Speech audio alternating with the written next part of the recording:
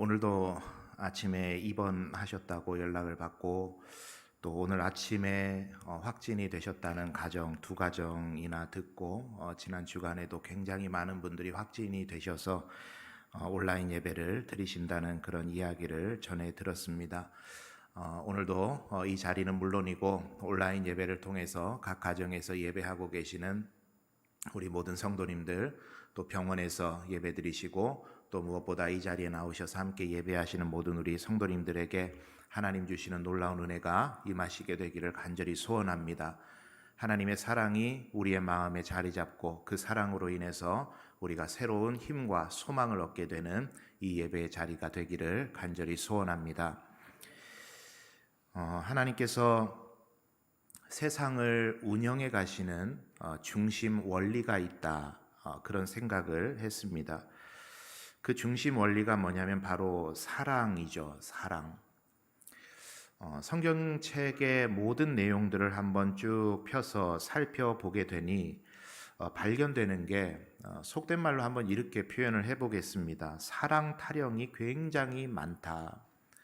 성경에는 곳곳을 넘겨보면 하나님의 우리를 향하신 사랑, 그리고 그 사랑을 영원히 갈구하시는 하나님의 모습, 그 모습들이 굉장히 성경에 많이 발견이 됩니다. 오늘 성경 이야기를 다 들려드릴 수는 없겠고, 예수님께서 한 율법교사에게 한 말을 통해서 성경의 전체적인 가치가 무엇을 향하고 있는지에 대해서 우리가 한번 살펴볼 수 있는데, 한 율법교사가 예수님께 와서 계명 중에 가장 큰 계명이 무엇입니까? 라는 질문을 예수님께 했습니다. 그 질문을 바꾸어 보면 이렇게 표현이 가능하겠습니다. 하나님께서 사람에게 주신 가장 중요한 인생의 원리가 뭡니까? 사람이 살아가는 데 있어서 가장 중요하게 생각하고 그 인생의 가장 중심에 두고 살아가야 될 가치가 뭡니까? 라는 그런 질문이었죠. 그에 대해서 예수님 대답을 하시는데 이 내용 중요한 말씀이니까 한번 같이 보실 텐데요. 마태복음 22장 37절에서 40절까지의 말씀인데요. 우리 한번 같이 읽어보도록 합니다. 시작.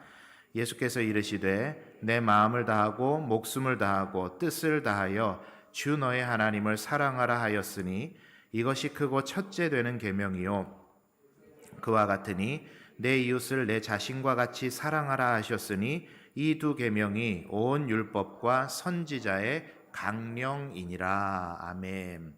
강령이라 그랬어요. 강령이라는 말은 우리 쉬운 말로 표현을 하자면 머릿말, 서문, 이렇게 표제어, 이렇게 우리가 한번 번역을 할 수가 있겠는데, 이 두 계명, 하나님을 사랑하고 이웃을 내 몸처럼 사랑하는 것이 온 율법과 선지자를 통해 하나님께서 인생에게 하시는 중요한 말씀이다. 이것을 이야기하신 거죠.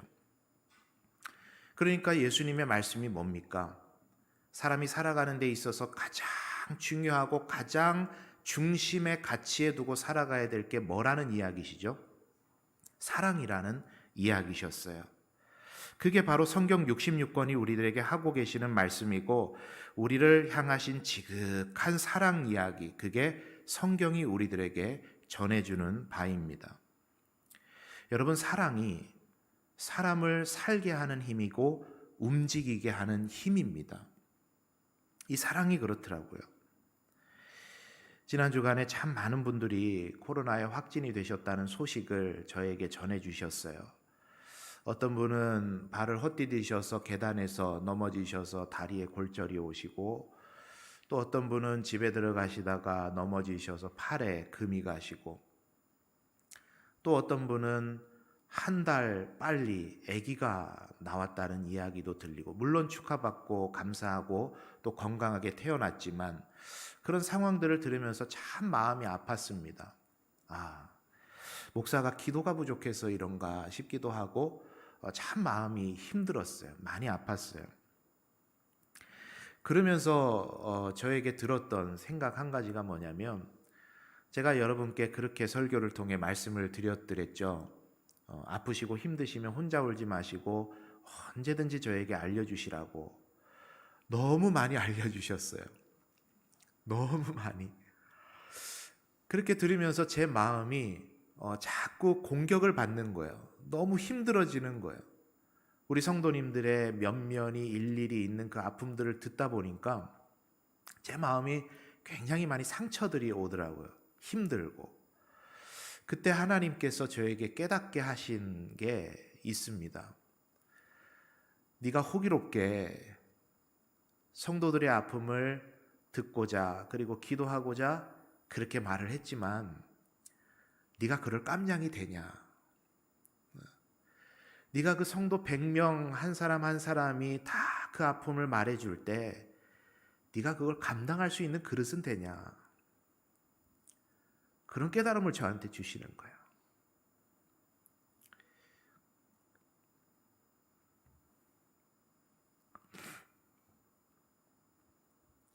참 마음이 아팠습니다. 그러면서 하나님께 기도했어요. 하나님, 목회자의 십자가가 그런 겁니다.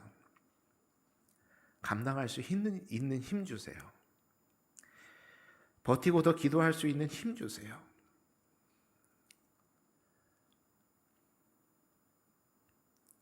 그렇게 해서 굉장히 마음이 힘들었는데, 근데 또 그 중에 하나님께서 저에게 힘내게 하시는 메시지들을 계속해서 공급을 해주셨습니다. 그게 뭐냐면, 코로나에 걸려서 힘드시고 병원에 입원하셔서 힘드신 분들에게 전화를 하는데, 이분들이 저한테 하시는 말씀이 뭐냐면, 목사님은 코로나 걸리지 마세요. 목사님은 건강하셔야 돼요. 목사님은 아프지 마세요. 그 이야기를 해주시는데, 도대체 담임 목사라는 게 뭐라고 우리 성도님들이 그렇게 걱정을 해주실까? 제가 통화하시는 분들은 코로나 걸리신 분이잖아요. 제가 통화하는 분들은 아파서 수술해서 입원하신 분들이잖아요. 그런데 그분들이 저에 대해서 걱정을 해주시고, 목사님은 아프시면 안 돼요. 목사님 아프지 마세요 해주시는데, 얼마나 그 말들이 따뜻하게 또 제 마음을 만져주는지. 그래서 지난 한 주간 동안에 제가 경험했던 마음이 두 가지 마음입니다. 하나는 우리 성도님들의 아픔이 제 마음 가운데 와서 너무 힘들고 아팠고, 또 하나는 성도님들이 나를 이렇게 사랑하고 계시는구나. 그 사실을 알게 되니까 한 번 더, 두 번 더 기도하게 되더라고요. 그래서 제가 그 경험을 하면서 한 가지 참 중요한 원리를 깨달았습니다. 사람으로 하여금 기도하게 하는 힘이 목사라는 사명의식이 아니구나. 기도를 한 번 더 하게 하는 힘이 목사라는 직업의식의 그런 소명이 아니구나. 나로 하여금 한 영혼을 위해서 한 번 더 기도하게 하는 힘이 사랑의 힘이구나. 사랑이 나를 기도하게 하는구나. 사랑이 나를 움직이게 하는구나. 그 사실을 깨달았던 그런 한 주간이었습니다. 아직은 조심하느라고 교회 아니면 집만 왔다 갔다 하느라 아직은 코로나에 걸리지는 않았는데, 오늘은 또 목이 굉장히 좀 잠겨서 또 말하기에 불편함은 있지만 또 여러분 양해를 부탁드리고 잘 들어주시면 감사하겠습니다. 사랑이 기도하게 하는구나. 여러분, 우리가 살아가면서 사랑이 희미해질 때 사람이 힘을 잃어버립니다. 여러분, 우리가 살아가면서 우리가 힘을 얻을 때, 사랑이 깊어질 때, 그 사랑이 돈독하게 될 때, 그 사랑이 느껴질 때, 그 사랑이 우리에게 충만히 임하게 될 때 사람은 힘을 낼 수가 있습니다. 오늘 그러한 장면을 오늘 본문 말씀을 통해서 우리가 한번 들여다보게 되는데요. 오늘 본문을 통해서 예수님께서 그 사랑의 자리로 베드로를 그리고 우리들을 이끌어 가시는 그 은혜의 자리를 경험하게 됩니다. 바라는 것은 오늘 우리가 함께 말씀을 나누면서 그 베드로와 예수님께서 만나서 대화하셨던 그 장면들을 통해서 저와 여러분이 2022년도에 연산교회 예배당에 앉아 있는 것이 아니라 그 자리에 여러분도 함께 앉아 계시게 되었으면 좋겠습니다. 그 자리에 앉아서 우리 주님께서 그 제자들을 만나주시고 베드로를 회복해 주시는 그 체험적 그 현장이 저와 여러분에게도 동일하게 영적으로 경험되게 되는 그런 은혜의 시간이 되었으면 좋겠습니다. 오늘 본문은 디베랴 호수, 다른 말로 갈릴리 호수라고 하죠. 그 호수에 부활하신 예수님께서 제자들을 찾아오시고 제자들과 특별히 베드로와 대화하시는 장면을 보여주고 있습니다. 제자들은 환호성을 지르면서 예수님께로 달려갔고, 예수님은 친히 숯불 위에 고기를 구워주시고 생선을 구워주시고 떡을 구워주시면서 제자들과 여러 가지 못다 했던 이야기들을, 담소를 나누셨던 그런 장면이죠. 그렇게 많은 이야기들을 나누고 난 다음에 식사를 다 하신 후에 예수님께서는 따뜻한 음성으로 베드로에게 물으셨습니다. 요한의 아들 시몬아, 내가 나를 사랑하냐? 요한의 아들 시몬아, 네가 나를 정말 사랑하냐? 요한의 아들 시몬아, 내가 정말 나를 사랑하느냐? 그 따뜻한 대화를 통해서 여러분, 이 자리에서 어떤 일들이 일어나게 돼요. 어떤 일들이 일어났을지 그 두 가지 내용을 저와 여러분이 오늘 함께 나누려고 하는데, 첫째는 상한 마음이 회복되는 일이 이 자리에서 일어나게 됩니다. 우리 한번 따라할까요? 상한 마음의 회복. 이 자리에서 일어나게 된 거예요. 오늘 이 자리에 말씀을 나눌 때 저와 여러분이 예배하는 이 자리 가운데, 그리고 온라인을 통해서 예배하고 있는 우리 모든 성도님들의 그 예배의 자리 가운데에도 상한 마음, 상한 영혼이 회복되는 은혜가 동일하게 일어나게 되기를 소원합니다. 그 내용을 우리가 살펴보기 위해서 조금 전에 있었던 일을 잠깐 들여다보려고 합니다. 우리 한번 마태복음 26장 75절의 말씀을 같이 한번 읽어보도록 하겠습니다. 읽어봅니다. 시작. 이에 베드로가 예수의 말씀에 다 굴기 전에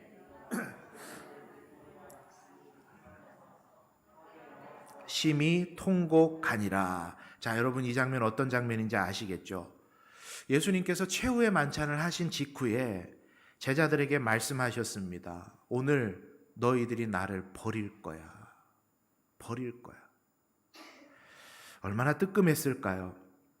그때 다른 제자들은 조용히 있었는데 다혈질이었던 베드로는 예수님께 이렇게 항변합니다. 예수님, 다른 모든 제자들은 예수님을 버릴지라도 저만큼은 절대 예수님 안 버립니다.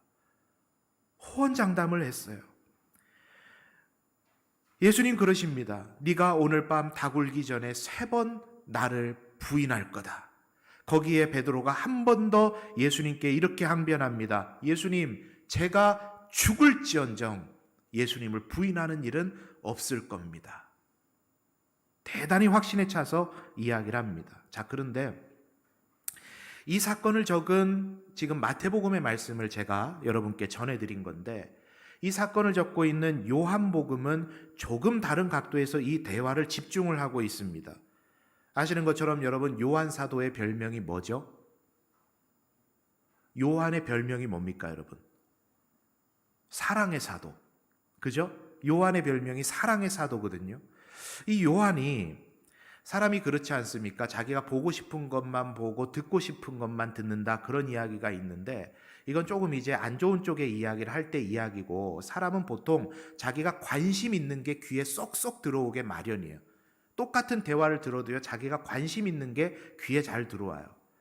이 똑같은 사건을 적고 있는 최후의 만찬 이후에 대화했던 내용을 요한 사도는 어떻게 적고 있냐면, 예수님께서 이런 이야기를 제자들에게 하십니다. 너희들 서로 사랑하며 살아라.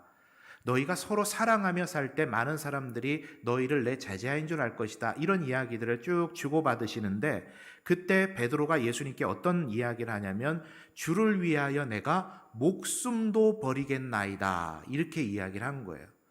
이게 아까 말씀드렸던 마태복음의 사건하고 똑같은 장소에서 일어난 일이지만 지금 그 듣고 있는 마태와 요한이 조금 다르게 듣고 있는 거죠. 중요성들이 좀 다른 겁니다. 여러분, 베드로가, 요한이 들었던 이 베드로의 말, 예수님, 제가 목숨을 버릴 만큼 주를 위하여 목숨을 버리겠습니다 라고 하는 그 의미가 여러분 무슨 의미였겠습니까? 예수님께서 사랑에 대해서 쭉 이야기를 하시는 중에 베드로가 제가 목숨을 버리겠나이다, 그 말은 이런 말이죠. 다른 사람들보다 제가, 배는 목숨을 버릴 만큼 주님을 제가 사랑합니다, 그런 표현이었던 거예요. 제가 목숨 바칠 만큼 주님 사랑합니다. 주님께서 어떻게 느끼셨는지는 상관없이 적어도 베드로 자신은 그 주님을 위해서 목숨을 버릴 정도로 주님을 사랑하고 있었던 겁니다. 그 사랑이 굉장히 깊었던 거죠. 자, 그런데 여러분, 사랑이 크면요, 거기에서 받는 상처도 크게 마련이에요. 예수님께서 겟세마네 동산에서 기도하시고 군인들에게 잡혀가실 때 다른 모든 제자들이 다 도망가 버립니다. 베드로는 그래도 사랑이 깊었던 나머지 거기서 떠나가지 않고 예수님이 공회 앞에 서 있을 때까지는 쫓아갔습니다. 적어도 다른 제자들보다는 그 사랑이 깊었던 것 같아요. 멀리서 지켜보고 있는데 한 여종이 베드로에게 물어요. 당신, 내가 예수라는 저 사람과 함께 있었던 거 내가 봤다. 아니야, 난 아니야. 또 한 번 묻습니다. 아닌데, 내가 분명히 봤던 것 같은데. 아니야, 절대 그럴 리 없어. 또 다른 사람이 묻습니다. 아니지, 당신 저 예수라는 사람하고 같이 있었던 무리인 거 내가 다 봤다. 그러자 베드로가 어떻게 하죠? 저주하면서 또 한 번 부인합니다. 그리고 닭이 울어버렸어요. 그리고 베드로는 통곡합니다. 여러분, 그 베드로의 울음에 어떤 의미가 담겨 있었을까요? 예수님께서 베드로의 사랑을 배신했던 건 아니지만, 예수님께서 그 사랑을 안 받아주신 것은 아니지만, 그 컸던 자신의 사랑이 자기 스스로에 의해서 처참하게 갈기갈기 찢겨져 버린 겁니다. 예수님을 배신했다는 죄책감, 호언장담했던 자신의 말에 대한 부끄러움, 다른 제자들보다 내가 좀 더 낫다고 생각했던 그 교만함에 대한 한심함, 그 모든 감정들이 복합적으로 폭발하면서 그 자리에서 베드로는 통곡할 수밖에 없었던 거예요. 그 상한 감정이 베드로의 영혼의, 마음의, 삶의 의욕을 다 빼앗아가 버렸습니다. 자신은 더 이상 예수님을 사랑한다 말할 수 있는 자격도 없다고 생각했어요. 예수님 앞에 다시 설 수 있는 용기도 마음도 다 잃어버렸습니다. 어쩌면 하나님께 회개는 했을지 모르겠어요. 하나님, 제가 잘못했습니다. 그러나 당사자인 누구와는 못 풀었죠. 예수님과는 아직 풀지를 못했어요. 그 주님에 대한 죄송함, 죄책감, 자신에 대한 실망, 좌절, 그것을 다 싸매어지고 갈릴리로 가서 의욕 없이 고기를 잡고 있었던 그 모습, 그게 베드로의 모습입니다. 그런 베드로에게 우리 주님께서 지금 찾아오신 거예요. 우리 주님은 항상 찾아오세요. 물고기 잡던 자신을 찾아오셔서 내가 너로 하여금 사람 낚는 어부가 되게 하겠다, 그렇게 오셨던 그 주님이 지금 또 오신 거예요. 풍랑이는 호수 한가운데 걸어오셔서 안심해라, 두려워하지 말라, 내가 왔다라고 말씀하신 그 주님이 또 찾아오신 거예요. 병든 자들에게 항상 찾아가시고 죽은 자의 자리에 항상 찾아가셔서 그들을 일으켜 세워주시고 상한 육신과 마음을 치유해 주셨던 그 주님이 오늘도 어김없이 낙심한 제자들과 베드로에게 찾아오셨던 겁니다. 여러분, 왜 예수님 찾아오셨을까요? 사랑 때문이었어요. 여전히 사랑하시니까. 그 예수님을 알아볼 때의 베드로의 마음, 여러분 짐작이 되십니까? 제가 장황하게 그 여간, 행간에 있는 내용들을 쭉 말씀드리는 이유가 있어요. 베드로의 그 감정이 여러분 어떤 것인지 짐작이 되십니까? 그 마음이 오늘 본문에 너무나도 잘 드러나는데 7절에 보니까 이 베드로가 예수님을 알아보고는 대뜸 배에서 뛰어내려서 예수님께 나오게 되는데 그 다음 절을 보면은요, 제자들은 작은 배에 옮겨 타고 올 정도의 거리였다고 성경이 기록을 해요. 그 50칸이라고 그 단위가 적혀져 있는데 이제 환산을 해보면 200규빗이라고 하고 이 200규빗은 대략 90m에서 100m 정도가 되는 거리입니다. 90에서 100m. 여러분, 기장 앞바다, 송정 앞바다에 가셔서 해변으로부터 100m 정도 떨어지는 정도의 깊이면 어느 정도의 깊이일 거라고 예상하십니까? 해수욕장 다 가보셨잖아요. 사람의 키는 훨씬 넘기는 그런 깊이인 거죠. 그런데 거기서 점프해가지고 예수님께 달려오는 그 모습을, 그것을 50칸, 100m 정도의 거리라고 성경이 기록하고 있는 이유가 거기에 있는 거예요. 뭐죠? 그만큼 예수님을 만나는 게 칼급했고 기다렸고 만나기를 소원했던 베드로의 마음이 그 안에 있었다라는 겁니다. 이제 그 베드로를 예수님 만나 주셨어요. 그 마음을 아시고 그 베드로의 마음을 이제 만지기를 시작하시는데, 여러분 그 주변에 있는 이야기들은 좀 빼도록 하겠습니다. 그 내용에 예수님께서 베드로에게 사랑하냐 사랑하냐 사랑하냐 라고 물으시는 그 장면에 두 번은 아가페라는 단어를 쓰셨고 마지막 한 번은 필레오라는 단어를 써서 사랑을 물으셨어요. 그런데 이제 그거는 이제 그 당시에 사랑이라는 단어를 말할 때 흔히 혼용되던 단어들이라서 큰 의미를 부여하지는 않겠습니다. 의도적으로 또 세 번을 물으셨어요. 나는 아니다, 나는 아니다, 나는 아니다. 세 번 부인했던 그것을 지적하는 듯 하시게 세 번을 물으셨어요. 예수님께서 지어주셨던 베드로라는 새 이름 두고 예전의 베드로의 모습 요한의 아들 시몬이라고 예수님께서 부르셨어요. 이러한 방금 말씀드렸던 그 주변적인 이야기들에도 여러 가지 내용들을 이야기 드릴 수 있는데, 저는 오늘 말씀을 다시 한번 묵상하다가 딱 한 가지만 봤습니다. 한 가지만 보게 하셨어요. 그게 뭐냐면 우리 주님께서 사랑을 요구하셨다라는 겁니다. 사랑을 요구하셨다. 책망하지 않으시고 질책하지 않으시고 책임을 묻지 않으시고 주님은 오직 사랑을 물으셨던 거예요. 베드로에게. 그 자리에서 베드로가 회복을 경험하게 됩니다. 여러분, 무엇이 상심하고 낙심한 베드로를 회복하게 합니까? 바로 주님의 사랑입니다. 여러분, 사람이 아무리 많은 상처를 가지고 있어도요, 지극한 사랑을 만나면 그 상처가 치유되고 덮여버리죠.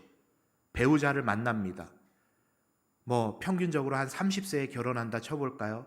30년 동안을 각기 다른 곳에서 살던 두 남녀가 만나서 한 가정을 이룹니다. 때로는 예전의 가정에서의 상처들, 부모님으로부터 받은 상처들, 어떤 트라우마들, 이런 것들이 상처로 쌓여 있어서 부부관계의 문제를 야기하기도 합니다. 그런데 지극한 남편의 사랑을 만나면, 지극한 아내의 사랑을 만나면 그 사랑이 예전의 상처를 덮어줍니다. 베드로가 지금 이 자리를 통해서 그것을 경험하는 거예요. 주님을 배신한 일로 인해서 너무나도 아프고 마음의 상처가 너무나도 깊게 파여 있고 다시는 회복될 수 없는 그런 마음의 아픔과 상처를 내가 지금 가지고 있는 줄 알았는데, 주님이 그 모든 아픔과 잘못과 죄악과 책임을 나에게 하나도 묻지 않으시고 네가 나를 사랑하냐? 나도 너 사랑한다. 그 말 해주시는 장면을 통해서 베드로는 지금까지의 상처가 싹 다 덮여버리고 치유되고 회복되는 걸 경험했던 겁니다. 그래서 그것을 경험했던 베드로가요, 나중에 베드로전서의 말씀을 쓸 때 이렇게 자신 있게 선언을 했던 겁니다. 뜨겁게 서로 사랑할지니 사랑은 허다한 죄를 덮느니라. 자신의 그 모든 연약함을 덮어주신 예수 그리스도의 그 사랑이 그를 변화시켰던 겁니다. 여러분, 우리가 참 많은 상처들을 가지고 살아가는 연약한 인생입니다. 실패가 우리에게 상처를 주고요, 질병이 우리들에게 상처를 주고, 해결되지 않은 문제가 상처를 주고, 예상치 못했던 문제가 우리의 삶에 상처를 주고, 대인관계가 나에게 상처를 주고, 기도 응답이 늦어져서 상처가 생기고, 때로는 하나님께도 상처를 받아요. 하나님이 상처를 주신 건 아니지만 우리 스스로가 하나님께 잘못된 기대와 편협한 생각을 통해서 하나님께 상처를 받게 되기도 해요. 이러한 수많은 상처의 회복의 길은 오직 우리 주님의 진한 사랑을 우리가 경험하게 될 때, 주님의 말로 할 수 없는 그 사랑을 우리가 경험하게 될 때, 그 주님의 깊은 사랑을 우리가 느끼게 될 때, 우리가 가진 모든 상처와 아픔들이 주님의 사랑 안에서 온전하게 회복되는 것입니다. 그 회복의 은혜를 저와 여러분에게 경험하게 하시기 위해서 오늘 말씀을 통해, 베드로의 경험을 통해 우리 주님은 오늘 이 자리에서 우리를 만나주고 계시는 것입니다. 우리 사랑하는 성도님들, 우리 주님께서 저와 여러분을 지극히 깊이 사랑하고 계심을 믿으시는 여러분 되시기를 바랍니다. 그 주님의 사랑을 깊이 있게 경험하고 발견하는 여러분 되시기를 바랍니다. 그 주님의 사랑이 여러분 성경에 어떻게 적혀 있는 줄 아십니까? 저와 여러분을 너무나도 사랑하셔서 선악과를 앞에 두고도 그것을 따먹을 수 있는 자유를 허락하신 분이 우리 주님이셨어요. 선악과를 따먹을 자유를 우리에게 주셨어요. 왜요? 강압적으로 못하게 하는 건 사랑이 아니거든요. 사랑은 자유롭게 순종하여 선택하는 것이거든요. 그래서 선악과를 먹게 두신 거예요. 그런데 대책 없이 먹게 두셨습니까? 아니요. 그 사랑하는 사람이 선택한 것을 대신 책임지실 각오를 하고 그 선택을 우리 주님 놔두셨어요. 이미 창세기 3장 15절에 말합니다. 여인의 후손을 보낼 것이다 예언하셨어요. 이미 창세기에서부터 우리 주님은 육신을 입고 이 땅에 오실 작정을 하셨습니다. 왜요? 사랑하셨어요. 주님께서는 십자가를 지시면서도 이 잔을 내게서 옮겨주십시오. 이게 인간 예수님의 참된 진심이셨습니다. 왜요? 너무 극심한 고통이니까. 그러나 이렇게 기도를 마무리하셨죠. 내 원대로 하지 마시고 하나님께서 이미 계획하신 대로 하십시오. 저는 순종하겠습니다. 왜요? 지금 당장이라도 하늘의 천둥과 하나님의 진노의 소리로 이 사람들을 무릎 꿇려서 내 앞에 순종하게 할 수 있지만 그것은 굴종이거든요. 그렇게 굴종하는 거 예수님 원하지 않으셨거든요. 그래서 십자가를 지신 겁니다. 왜요? 사랑하시니까요.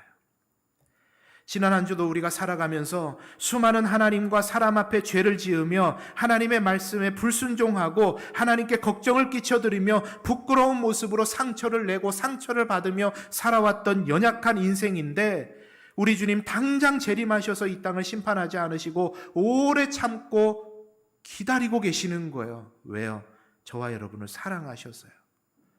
그 사랑으로 주님을 선택하라고, 그 사랑으로 주님을 바라보라고, 그 사랑으로 주님을 받아들이라고 우리 주님께서 오래 참으시면서 저와 여러분을 용납하고 계시는 겁니다. 왜요? 사랑하시니까요. 그 사랑을 깊이 경험하는 우리 성도님들 다 되시기를 바랍니다.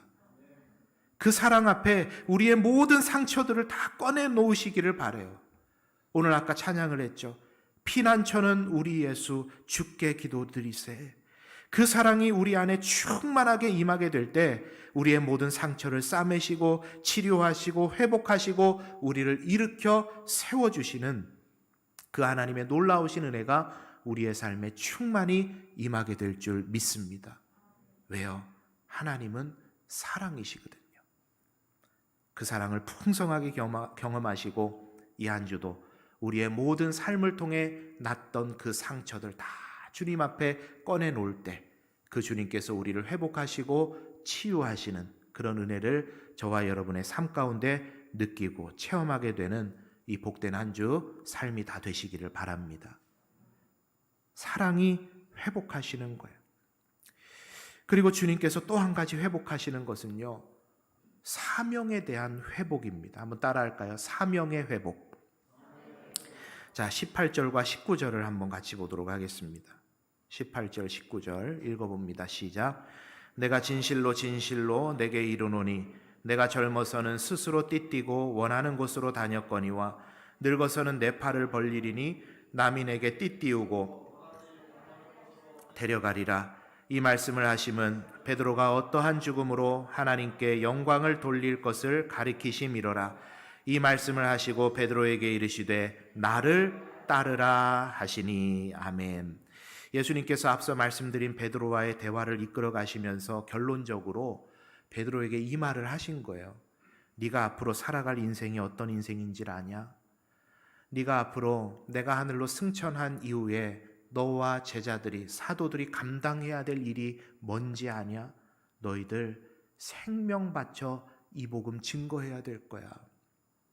그 이야기를 하고 계세요.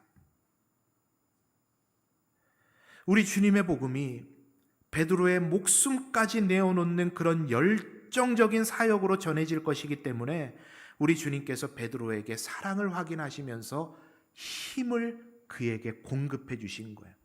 앞으로 베드로가 그 많은 사역들을 감당할 때 그가 열심을 다해서 그것을 감당할 힘이 뭐냐? 사도로 부르신 부르심의 그 목적, 사명의식, 그런 게 아니라 내 사랑을 떼면서, 내 사랑을 불태우면서 그 사명 감당하게 하실 것이기 때문에 그에게 사랑을 확인하고 계시는 겁니다. 여러분, 이 세상에요, 사랑보다 강력한 힘이 없습니다. 강력한 힘이 없어요. 제가 이 사랑의 힘이 얼마나 강력한가 한번 느끼게 된 게요, 한번 생각을 해본 게, 우리 교회에 연로하신 장로님, 권사님, 집사님들 계시잖아요. 한 몇 년쯤 지금 배우자와 해로하고 계십니까? 한 40년, 50년, 60년 이렇게 지금 배우자하고 해로하고 계시잖아요. 우리 교회 제가 부임하고 그 장로님, 남편 장로님, 남편 집사님을 요양병원에 보내신 권사님 두 분이 계시잖아요. 여러분도 아시겠지만 저에게 이야기를 해주시는데, 목사님, 제가 장로님하고 60년을 살았습니다. 그 세월 동안 그렇게 살았는데 요양병원 보낸 게 못내 마음 아프고 마음 쓰리고 안타깝고 너무 참 마음이 아픕니다. 그런 이야기를 저한테 전해주시는데, 와, 우리가 한 30에 결혼한다 치고 대략 30년을 따로 살던 두 사람이 만나서, 청춘 남녀가 만나서 그 다른 것들을 다 견디어내면서 60년 동안을 붙어 살게 하는 힘이 여러분 뭡니까? 뭐 때문에 그렇게 살죠? 의리입니까? 정으로 사나요? 뭐 의리라고 정이라고 표현되지만 그게 결국 사랑이잖아요. 그 사랑이요, 60년을 각기 다른 개체가 붙어 살게 하는 힘이더라고요.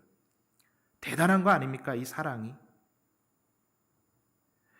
여러분, 그 사랑이 얼마나 강력한 에너지인지, 질기인지, 그 사랑이 그 사랑하는 대상을 위해서 목숨을 버리게 합니다.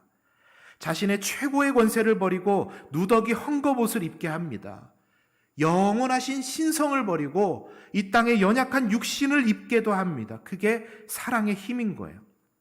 예수님께서 베드로를 만나주시고 그 사랑의 힘을 다시 한번 회복하게 하시니까 이후에 이제 어떤 일들이 벌어지는 줄 아세요? 예수님을 위해서요, 십자가에 거꾸로 매달리는 힘이 되는 거예요, 사랑이. 많은 사도들과 순교자들은 그 거리에 인간 횃불이 되면서 몸을 불태우면서 그 복음을 위해서 생명을 바치는 힘이 되는 겁니다. 뭐 때문에요? 사명의식이요? 아닙니다. 그 본질에는 사랑이 있는 거예요. 사도 요한은요, 이 요한복음서를 적어 내려가면서 반모섬에 유배돼서 아무것도 할 수 없는 그 자리에서도 이 서신서를 적어 내려가면서 하나님의 사랑을 전하는 거예요. 수많은 전도자들이 바다를 건너고 산을 건너고 폭풍을 만나고 사막을 건너고 광야를 지나면서 죽음의 위협과 감옥의 위협과 여러 어려움 중에서도 그 사명을 감당하게 된 거예요. 뭐가요? 사랑 때문에. 사랑의 힘이 그들을 그렇게 만든 겁니다. 오늘 우리들에게도 우리 주님 말씀하시는 거예요. 그 사랑이 있어야 하나님께서 목사로 부르신 그 목적을 이루는 거다. 그 사랑이 있어야 장로로 부르신 그 사명을 감당하는 거다. 그 사랑을 경험해야 하나님께서 안수집사로, 권사로, 순장으로, 재직으로, 교사로, 하나님의 자녀로 그 부르신 목적을 이룰 수 있는 거다. 사랑이 없으면 절대 그거 감당할 수 없다. 그것을 오늘 본문을 통해 우리들에게 말씀해 주고 있는 겁니다. 우리 사랑하는 여러분, 여러분은 무엇으로 여러분의 인생을 지금 살아가고 계십니까? 무엇이 여러분의 인생의 에너지이십니까? 예전에 마치 증기기관 차를 열심히 달리게 하는 것은 석탄을 열심히 집어넣어서 그 기차가 석탄이 막 불타면서 달렸던 것처럼 여러분이 오늘 하루를, 이 한 주를 살아가는 그 에너지의 공급원이 여러분 뭡니까? 그저 태어났으니까 죽을 때까지 한번 살아보는 겁니까? 보다 높은 자리로 나아가는 게 우리 인생의 에너지입니까? 지금보다 더 나은 내일의 삶을 살아가고자 하는 열심이 오늘을 살게 하는 힘이십니까? 자아실현에 대한 욕구일까요? 혹은 분노와 증오로 살아가십니까? 권력과 명예에 대한 욕심입니까? 여러분, 그것들은요, 조금 불 붙여 놓으면 활활 타다가 금세 없어지는 타들어가는 연료일 뿐입니다. 넣어도 시간 지나면 다 타고 없어지는 것들이에요. 우리를 진짜로 영원히 살게 하는, 영원히 정말 우리를 힘내게 하는 그 에너지의 원천은 뭐냐? 우리를 향하신 지극한 하나님의 그 사랑을 깨닫게 될 때, 그 주님께 우리가 사랑을 고백하며 온 마음과 온 정성과 목숨을 다하여 그분께 나아가게 될 때, 그리고 그분의 사랑으로 내 주변의 사람들을 사랑하며 살아갈 때, 그것이 저와 여러분을 이 한 주도 살아가게 하는 힘이 될 줄 믿습니다. 사명 감당하게 하는 힘이 될 줄 믿습니다. 우리 하나님의 사랑과 더불어서 힘내시고 이 한 주간도 넉넉히 승리하며 살아가시는 우리 성도님들 다 되시기를 바랍니다. 여러분, 모닥불 앞에서 예수님과 베드로는 진한 사랑을 교감했어요. 주님의 사랑으로 베드로는 회복됐고, 주님의 사랑 때문에 베드로는 남은 일평생을 주님 위에 달렸습니다. 사랑이 에너지입니다. 이 사랑을 주님께 간구하시면서 이 한 주도 그 사랑에 힘입어서 우리를 회복하시고 치유하시는 그 하나님의 손길을 경험하고, 무엇보다 우리를 살게 하시는 그 하나님의 능력을 공급받으시는 저와 여러분의 복된 이 한 주의 삶이 다 되시기를 바랍니다. 우리 함께 찬양하고